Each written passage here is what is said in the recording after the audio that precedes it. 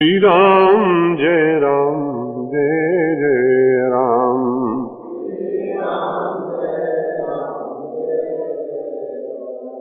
परसों के प्रसंग में आपको स्मरण होगा कि भगवान श्री राम वशिष्ठ जी महाराज के द्वारा जो सदुपदेश होते हैं उनको श्रवण करते हैं।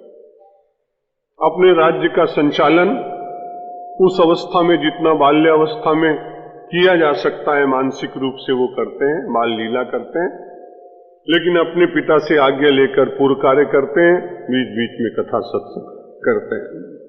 धर्म का सब लोग पालन कर रहे हैं।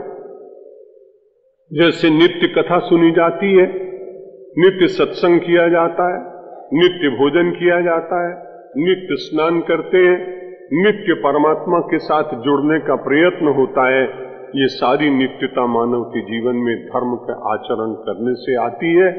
इसलिए श्लोक कहा गया था धर्मम भजस्व सततम, और उसकी पूरी व्याख्या हो चुकी थी।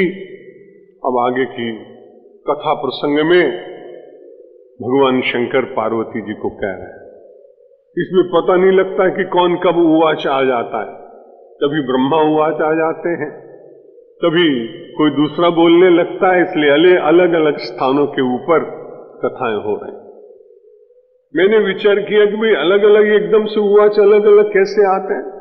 अब विज्ञान की दृष्टि से देखें तो कोई महात्मा जी टीवी पर बोल रहा है, तो कोई स्टार प्लस पे बोल रहा है, कोई डीडी के ऊपर बोल रहा है, तो भगवान शंकर कैलाश में विराजमान है, अन्य ऋषि अपने आश्रम में बैठे, सूत और सनकादिक अलग विराजमान है।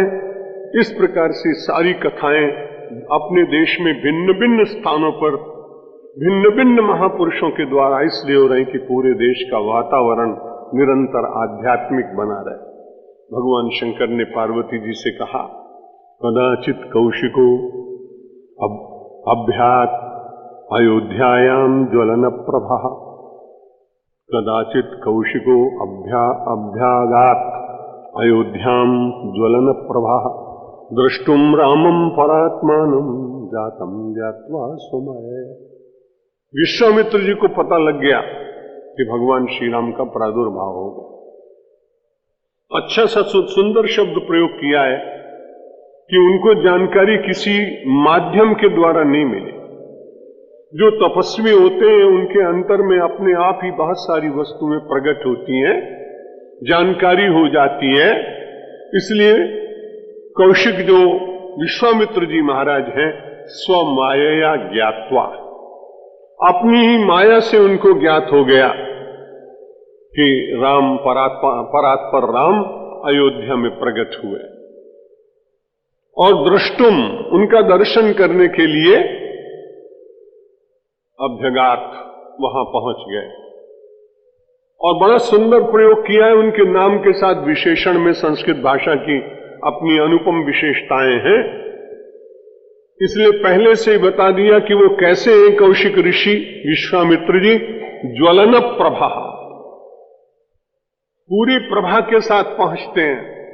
और ज्वलन शब्द का प्रयोग आप जानते हैं, दो ऋषियों से हम लोग बहुत डरते हैं, एक दुर्वासा से और एक विश्वामित्र जी से, और तीसरे थोड़ा थोड़ा परशुराम जी से। तीन ऋषि ऐसे हैं कि जिनकी कृपा भी चाहिए, और कभी कभी लगता है कि भाई इनसे थोड़ा बच के भी रहना चाहिए। लेकिन जब ये अयोध्या में पहुंच गए, ज्वलन प्रभा कौशिका, अत्यंत तेजस्वी, तपश्चर्या की तेज से अभिमंडित, दृष्ट्वा दशरथो राजा प्रत्युत्थाय चिरेण तु अचिरेण तु वशिष्ठेन समागम्य पूजयित्वा यथा विधि। राजा दशरथ ने तुरंत दर्शन किया और बड़ी तेजी के साथ में अविलंब स्थान से उठकर अचिरेण, विलंब नहीं किया। दूसरा कोई महात्मा होता शायद राजा दशरथ विलंब करते, लेकिन जब उन्हें मालूम पड़ गया ज्वलन प्रभा कौशिक जी महाराज पधारे हैं, तो आचिरेण तुरंत वो अपने आसन से उठे, और उठने के बाद में वशिष्ठेन समागम्य और वशिष्ठ जी महाराज को लेकर साथ में, और पूजयित्वा यथा विधि।